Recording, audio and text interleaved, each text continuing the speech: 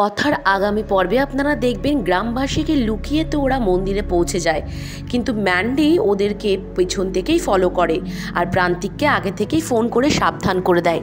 আর প্রান্তিকও ওর গুন্ডাদের যক্ষিণী সাজিয়ে কথা, অগ্নি প্রত্যেককে অ্যাটাক করতে থাকে, নিজেদের কাজ হাসিল করে নেয়। তারই মাঝে ওরা ওখান থেকে বাড়ি চলে আসে।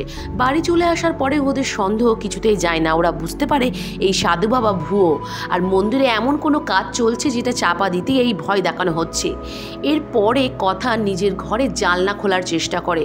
জানলা খুলে যখন কিছুতেই নিজে নিজে কিছু করতে পারছে না, তার মধ্যেই ওখানে অগ্নি এসে রেডি থাকে। অগ্নি তো জানেই এবার কথা পড়ে যাবে।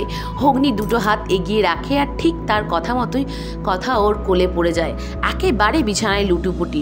অন্যদিকে জুনির বারবার ওই সাধু বাবাকে সন্দেহ হয়। জুনি একবার সাধু বাবার আলখেল্লা দেখে ওই মন্দিরে, তাই জুনি কাউকে কিছু না বলে একা একাই মন্দিরে চলে যায়।